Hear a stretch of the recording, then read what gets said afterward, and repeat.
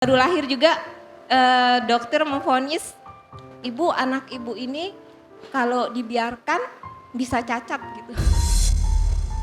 Jadi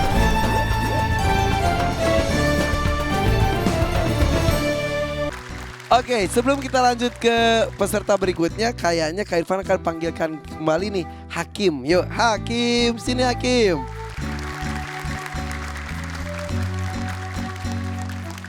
Dengan Umi tercinta, sini Hakim.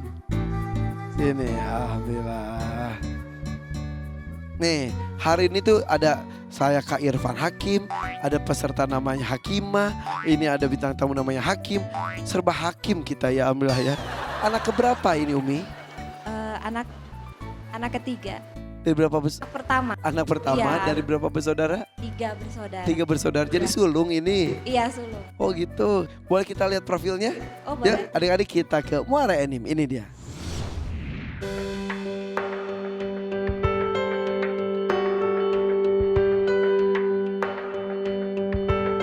Saya itu kan memang dikaruniai Hakim ini ketika usia pernikahan 7 tahun.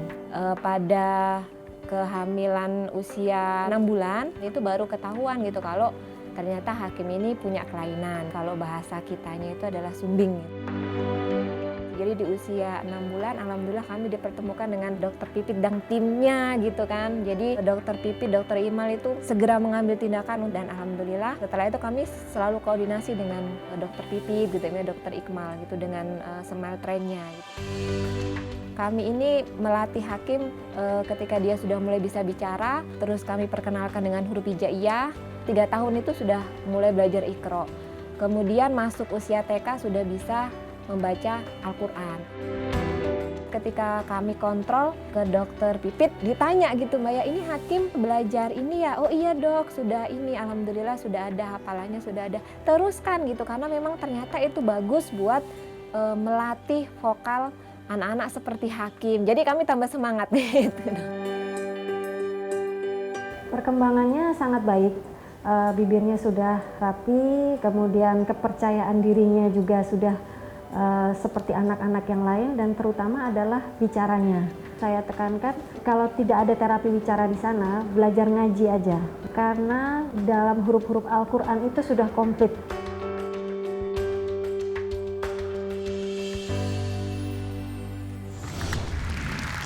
Iya.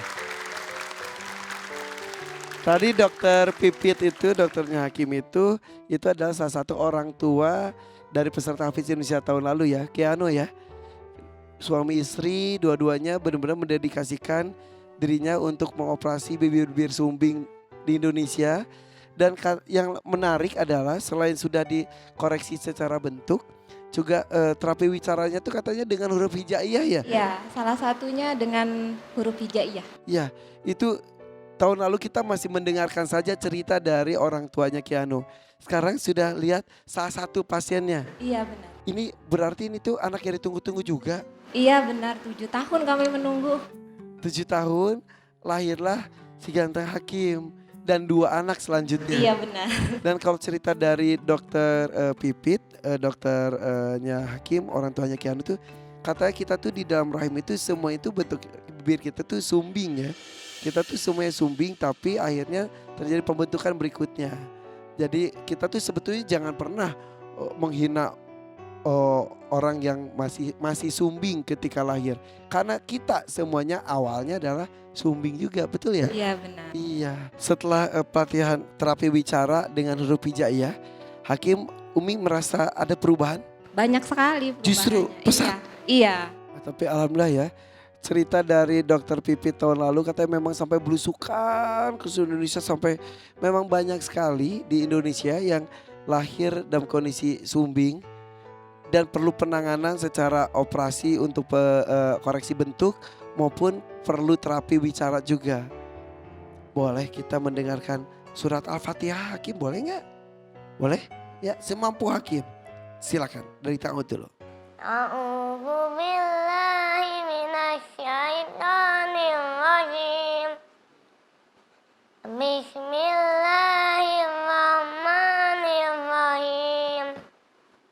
Alhamdulillahi alamin. Ar-Rahmanir Rahim.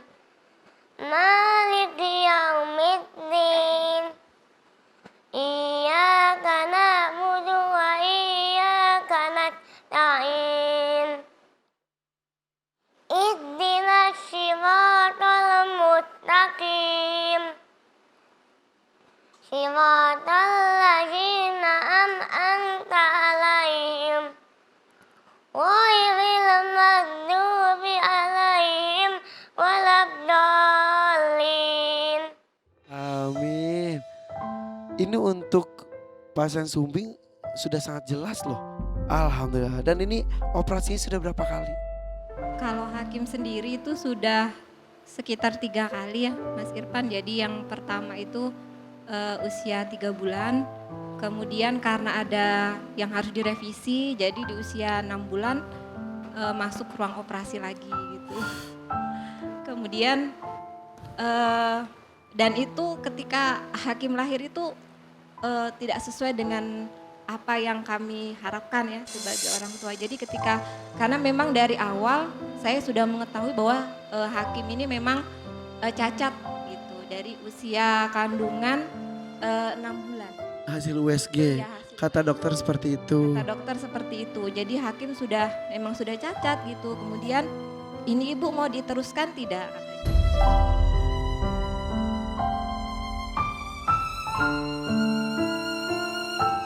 Ada pilihan itu dari dokter. Terus saya pada saat itu sempat sebagai orang tua yang menanti 7 tahun. Saya shock ya istilahnya, saya shock. Tapi kemudian ada sesuatu energi yang memang saya dan suami gitu ya dengan abinya Hakim ini pernah abinya Hakim ini mengatakan bahwasanya dia ini belum lahir tapi kok kita sudah sombong gitu.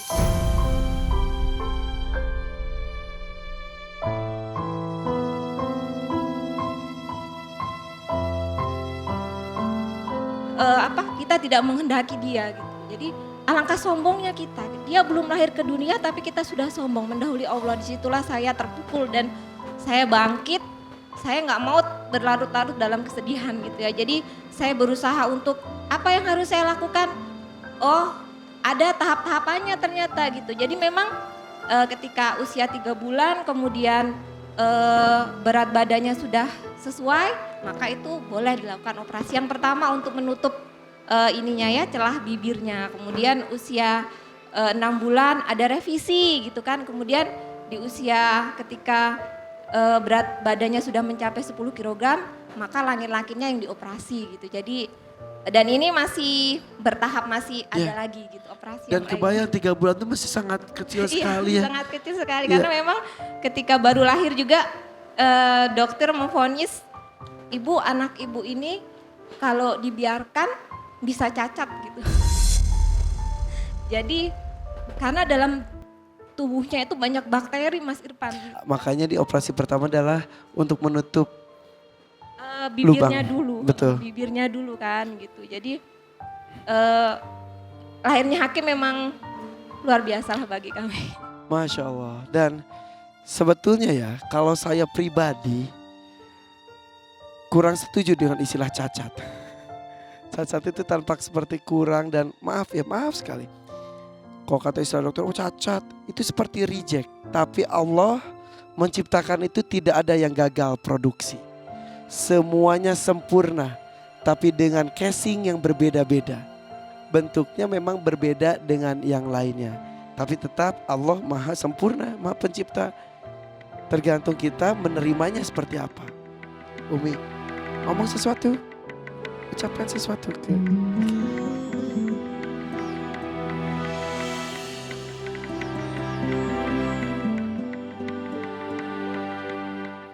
Saya sadar Mas, sebagai orang tua saya gak sempurna. Banyak sekali kesalahan yang saya lakukan buat Hakim. Tapi saya berusaha. Saya berusaha untuk akan selalu membimbing Hakim gitu kan. Karena memang ini yang Allah titipkan buat kami gitu. Dan kami akan selalu menjaga Hakim. Apalagi akhiratnya gitu, karena memang sejak awal ketika kami belum mempunyai momongan, suami saya selalu bilang kalau nanti kita dikasih Allah momongan, saya berikan semuanya buat Allah. Alhamdulillah. Jadi saya ikhlas apa yang Allah berikan untuk Hakim, saya akan jalani. Ya. Hakim yang terbaik buat Hakim. Dan kita bersyukur ikhlas dikasih keturunan yang lain untuk Umi. Benar. Hakim. Coba mana gantengnya mana? Sing Seng. Hakim hebat. Hakim istimewa. Yang namanya berbeda itu istimewa. Hakim sudah bisa berdiri di sini membacakan Al-Fatihah dan fasihnya juga sudah luar biasa hebat. Ya. Hakim istimewa. Ya. Boleh kairan peluk gak?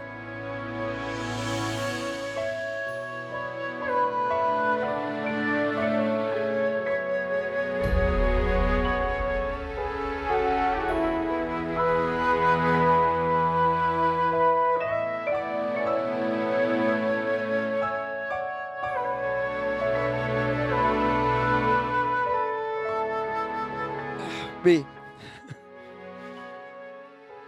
Anak seusia ini sudah berjuang sejak di kandungan. Ini keajaiban Al-Quran. Subhanallah. Gak pernah berhenti Allah menunjukkan keajaiban Al-Quran. Dulu para ulama mengungkap keajaiban Al-Quran dengan menggali maknanya. Begitu lahir ilmu pengetahuan, keajaiban Al-Quran diungkap berdasarkan penuh pengetahuan. Tapi subhanallah, gak pernah menyangka bahwa huruf demi huruf yang Allah firmankan dalam Al-Quran akan menjadi penyebab kesembuhan sebuah penyakit. Allah firman dalam surah Al-Mulk, Ala ya'lamu man khalaqa wa huwal latiful khabir. Kata Allah, Allah yang menciptakan Hakim, Allah yang menciptakan Hakim. Ya'lamu man khalaq, Allah tahu kebutuhan Hakim.